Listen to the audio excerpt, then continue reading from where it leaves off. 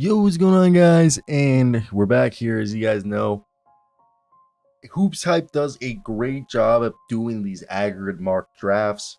As we're starting to do more of my own mock drafts, I do like mixing in these aggregate mock drafts to see how my mock drafts and your mock drafts and the drafts of everybody on the internet, really, of the big people on the internet, the media, pair up. So this is Mike Scotto and I believe the other guy, Alberto De Roa, from HoopsHype, were the ones who did this. So we'll run through it. Let me hear your thoughts down below. What do you guys think of this? Let's get right into it. Like, comment, subscribe. We're on the way to 20,000.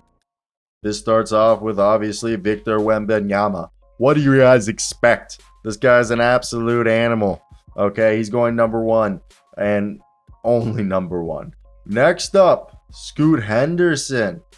His worst rank is 3 and best rank is 2. The Athletic, Bleacher Report, The Ringer, Sports Illustrated, CBS Sports, and SB Nation US Today's for the win. All had him there.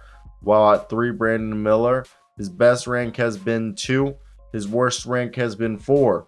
And the thing is when you look at these, we all know what Scoot Henderson is. He's that John Moran, Derrick Rose, Russell Westbrook comparison. But they have Brandon Miller over here. He had a bad tournament, but he was suffering from a growing injury. And he's projected to be 3rd, but he's an average athlete. But his ability to shoot over defenders, attack on the dribble, off the dribble, and just really, people have compared him to Paul George, allegedly. So for me, but there is the weird thing that he is in connection to the whole Darius Miles situation. But again, he seems like he's going to be a 3rd overall player because people were also impressed with his ability to perform amid the scrutiny surrounding him. In 4, they have Amen Thompson. Some people have him going 3. Worst rank is 5. The best quote we take from here is the Thompson twins are 20-year-olds playing against 16 and 17-year-olds. It's tough to trust them and that they don't like their shooting forms at all. Asar Thompson is more of the wing version, and they have him going 5, which I personally think Jarace Walker will go 5, who I think he's this guy who's literally a 6'9", 6'8", big, who's perfect for today's game with a 7+ wingspan. And somebody was like, he reminds him of Patrick Williams. Hell no, this Paul Millsap, Larry Johnson type comparison, I agree. He's going to be someone who just dominates the inside.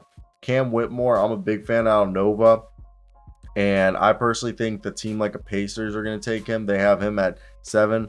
Again, guys, Anthony Black is going to be the Tyrese Haliburton, Josh Giddey of this draft class. Guess who they compared Tyrese Haliburton to? Sean Livingston. Who are they comparing Anthony Black to? Sean Livingston before he was injured. Grady Dick at 9, I could see it. He's a good shooter, and he can rebound well. And defensively, he's better than people give him credit. Kassan Wallace at 10. They're saying he's the next Drew Holiday, and I believe it. Some people have also compared him to Emmanuel Quickly. I think that's a good comparison. Taylor Hendricks, he's been a huge climber. I see him going to a team like the Mavericks, and I really do think he could be a shot blocker, and he also stretch 4. Nick Smith, people compared him to like Jamal Murray, Jamal Crawford, Malik Monk, 6'9" wingspan, but he doesn't really try on defense. They have him at 12. Keontae George has regularly been compared to Eric Gordon. I like Keontae more than Nick Smith. Jordan Hawkins, the NCAA champion, he's considered one of the best shooters. He's got some size at 6'5". I think I compared him to like Jeremy Lamb. Jet Howard's the son of Juwan Howard. He's 6'8". He kind of has like a similar frame to Cam Reddish. He's a great shooter. Defensively and rebounding, there's room to, left to be desired. Jalen Hood-Schifino, I think he could like become someone similar to Quentin Grimes with a 6'5" wingspan and a 6'10". He plays the point guard position, but I kind of see him being a more of a wing player in the NBA. At 17, they have Gigi Jackson. I've seen him fall to the end of the first round. He's definitely fallen out of the lottery, and that's just because inconsistency. Ryan Rupert, he's a dog. I've been seeing comparisons to like OG Anunoby. He's honestly played really well in the NBL. Brian Sinsabo, he's a thick boy out of Ohio State that if you really like him, he's gonna be good for a while. All right. Next up, Dariq Whitehead. I could see him going higher. Okay. Some people have him going at 10. I had him climbing up the boards. Some people compare him to Lance Stevenson and Dwayne Bacon. I think he's better. He's like the modern day 3-and-D guy. Chris Murray's fallen down. I see him kind of going to Sacramento. He has a lower ceiling. I kind of see him like a Marcus Morris, you know, poor man's Marcus Morris. Leonard Miller's very, very, very raw. He would have been a first round pick last year. He definitely improved. He would have been like a late first, early second last year. This year, he's now definitely a first round pick, and he's been compared to Lamar Odom. He used to be a point guard, grew. Derek Lively's kind of like the Ron Sharp of this draft class. Just the big. It'll be interesting. Maxwell Lewis, this guy is a dog. 6'10" wingspan. He can score. He can like all three levels, and he's got the size to be a good defender. Kobe Bufkin, he's surprisingly been a high riser. It's his solid rebounding ability and his efficiency. He's his worst ranked. Some people have him going 14. I freaking doubt it, but it'll be a lottery pick. Someone will take a thing on it. Colby Jones is like Josh Hart and Draymond Green put into like a wing player. You can play 1 through 4, honestly. Colby Jones, I love him. Terquavian Smith literally feels like the last 2 drafts, maybe even 3, could have gone and would have been drafted in the same spot.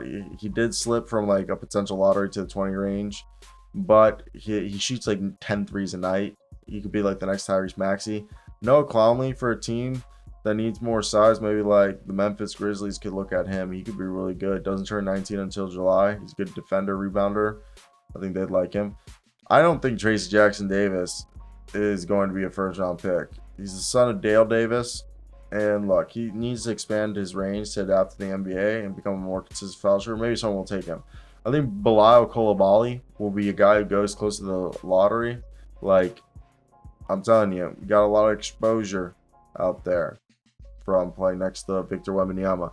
Now, Jalen Wilson, first pick of the the second round, I think goes a little lower. I think James Najee could be a first round pick. CD Sesoko could be he's probably second. Jaime Jaquez, I wouldn't be surprised if someone takes him. Same thing with Marcus Sasser. Brandon Podziemski, he's probably gonna be a second round pick. Julian Strother, definitely gonna be a second. Amari Bailey, I'm surprised he entered, but after Drake fucks your mom, maybe you're trying to distance yourself from that. Andre Jackson, he's gonna be someone in the second round. Rick Council the fourth, definitely. Keontae Johnson from K-State. Dylan Mitchell.